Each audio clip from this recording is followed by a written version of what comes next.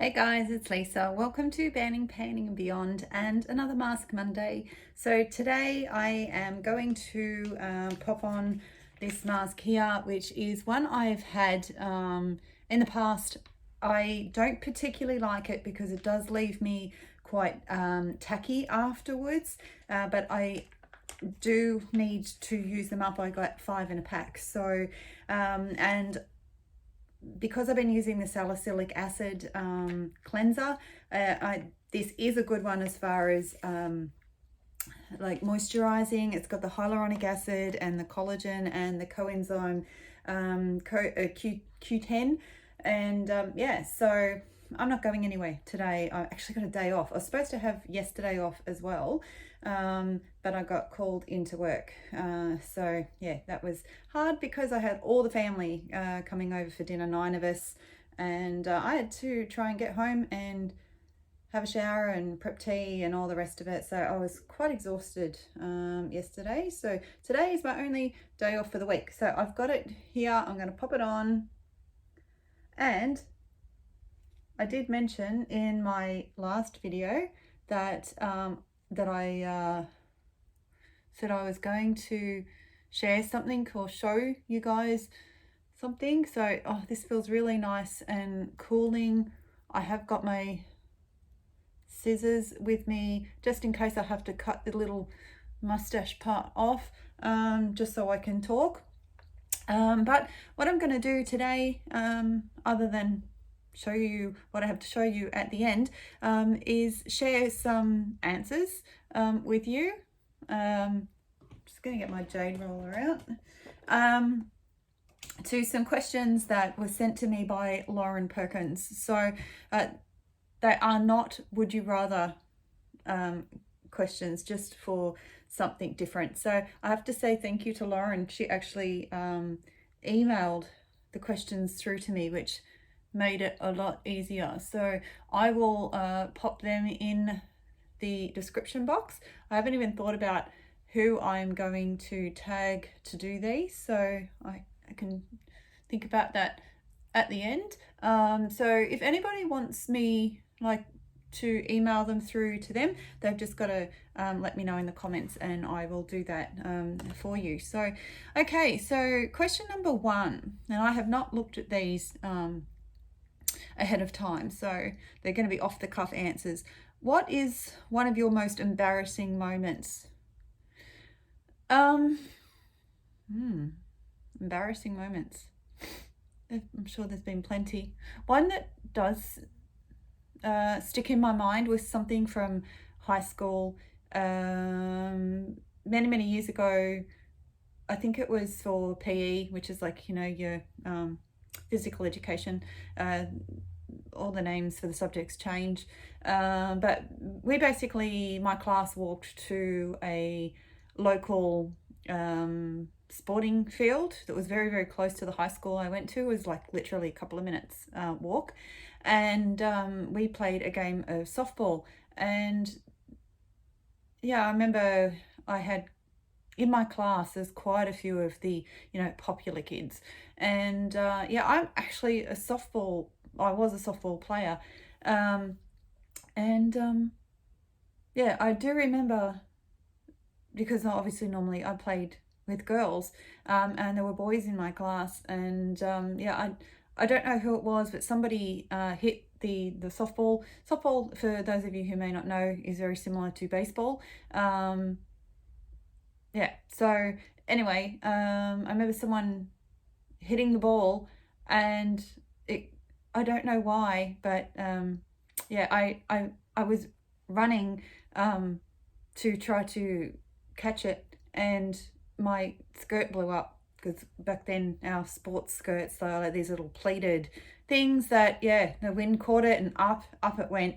And yeah, I remember one of the footballers that basically yeah, made a very nasty comment about the sight that he saw, and I felt so humiliated and embarrassed. But I wasn't a fat teenager. So, it's, yeah, I think back now just to think how cruel kids can be and how body conscious we can be because of other people's comments, even though it's, yeah, we shouldn't be. So off this is coming because it is annoying me. All right. Hopefully we'll make things a little bit easier. So, yeah, so that has definitely stuck with me over the years. Okay, number 2. If you could have one superpower, what would it be and why? Without a doubt, if I had a superpower, it would be to heal people. And I have had too many people close to me get sick in the last few years. And I'm not going to go into it because I think, all I'm going to say is if I could heal my daughter, I would. And a lot of you know why and what's going on. So that's it. I'm going to move on. So number 3, if you could live anywhere in the world, where would it be? That's really hard to say. I'm happy with where I live, but yeah, I haven't been really anywhere. I've been to Hawaii, I've been to Bali, and I've gone on a cruise, and that is it for my overseas trips. Probably, wouldn't live in Hawaii. I'd love to holiday there, but yeah, I would have to say that without really having traveled, it's really hard to say whether I'd live anywhere else, but I'm actually really happy. So I think that I would be quite happy to settle where I am and just holiday. So number 4, these aren't numbered, just so I'm probably not even going to, I'm going to get lost as I go down the list. So the next one is 5 things I would like to see or do before I die. Well, I've always said that I would absolutely love to go to Africa. I'd love to do an African safari, see the animals out in the wild. And I've always wanted to go to Egypt to see the pyramids. Whether I'll ever get to do those things in my lifetime, I don't know. But yeah, it's definitely 2 things. I would love to travel Australia. I think there's a lot of tourists that have seen more of Australia than I have. Particularly, I would love to go to the Kimberleys in Western Australia, and I would love to get to Uluru, which is also known as Ayers Rock. Just to see some of our Indigenous history and go into the outback, because I live on the coast and I don't get to see anything like that. I don't know that I would climb Uluru, but I would love to go and see it. So, oh, geez, I've still got 2 more things. Okay, these all seem to be travel related. If I could get to meet a lot of my YouTube friends, most of you live in the US, but I do have friends in the UK and Canada as well. So if I could get to meet all of you guys, and I would also love to get to New Zealand. I've always wanted to go to New Zealand. So that's pretty much like the things I want to see or do before I die all seem to be travel related. But then come back home to live here. Okay, then did you have an imaginary friend as a child? No, I did not. If I could have a drink with any actor or actress from the past, who would it be? I'd probably have to say Patrick Swayze, because he was my teenage crush. And I was so devastated when he died. Next one is, if you want the lottery, what would you do with the money? First thing I would do is pay off my mortgage, and then hopefully I would get to travel and go to all those places that I mentioned that I'd like to go, and then I think that after that I would probably yeah, share the money out between my kids and try and help them get set up. Or just got a notification from YouTube from Tiffany Wears T-shirts. Okay, next one is who is your celebrity crush? I think it's meant to be who was your celebrity crush as a teenager? Well, I kind of just answered that. Patrick Swayze, and that's probably more in my late teens. In my earlier teens, I've already had a discussion with Kim from Kimmy's Boxes that yeah, I had a thing for Simon Le Bon from Duran Duran.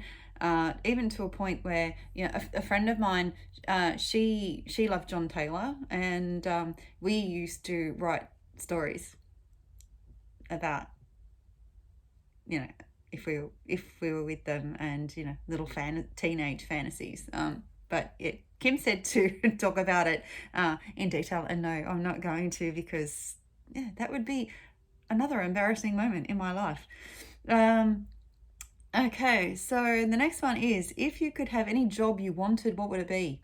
A stay-at-home mum. Yeah, I think that working is overrated. I only do it for the money. I love being home with my family, and what can I say? I am a real homebody, and they're always growing up. That's all I ever wanted to do was become a mum. And I think that being a mum is so underrated. The work that it takes on so many different levels. Yes, it's not paid for, but you get a lot back in other ways. So, but if that didn't count, I think that what would I like to do otherwise? Maybe something to do with archaeology, like digs, that sort of thing. I think that would be really, really exciting. So yeah, maybe being an archaeologist. Next one. If you could have one word written on your tombstone, what would it be? One word. Well, I can't have Dorito Queen because that's 2 words. Oh, we could hyphenate it. Maybe just loved. I think we'll go with that one. Next one, I've got 4 left. So if you could go back to any era, what would it be? I'm not a real history buff.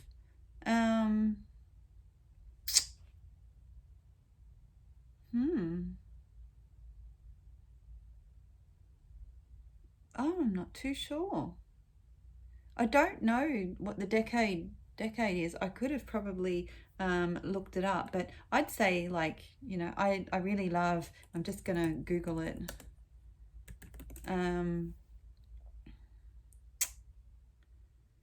I love all the, okay, here we go. So I love the pin-up look. I just think that the women looked just so gorgeous. And look, let's face it, there's still a lot of pin-up girls even today. I just love that classic style. So, and it says it was the 1940s. So yeah, so we'll say the 1940s.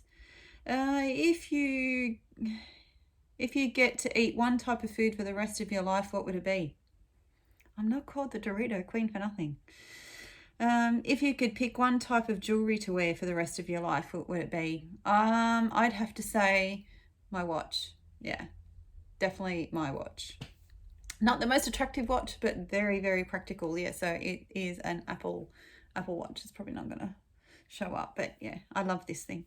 And last one, if you could live in one season for the rest of your life, what would it be? I would probably have to say spring, because this is tough. I do love spring because it's not too cold, but we do tend to get a lot of spring rains, and I'm not that fond of rain. but I love the pretty flowers and everything. Just the color, everything coming back to life in spring is really, really pretty. So that would probably be my top choice, but it's a very, very a very close second to that would be autumn, because I love the colors of autumn. Definitely, you know, those burnt oranges and the deep greens and the reds and like the yellows, the ochre yellows, that sort of thing. And it's cool without being too cold. Yeah, so both of those are very, very close, but I think I do prefer the warmth over the coldness, so I'd have to choose spring. So that's it for the questions. I've been going for 15 minutes, and this face mask is 10 to 20, so that's perfect. So I'm going to whip this baby off, and I'm going to go grab what I was going to show you, and I will be back in a second. Okay, so here is what I was going to show you. We have a beautiful new puppy, and her name is Molly. She is 7 weeks old. Oh, hello, baby. Yeah. Yeah, so she is a lot of work. She's very feisty. You're being a bit camera shy there, hey? So yeah, she sleeps really, really well. She goes from like 7:30, 8 o'clock at night till like 6 o'clock in the morning.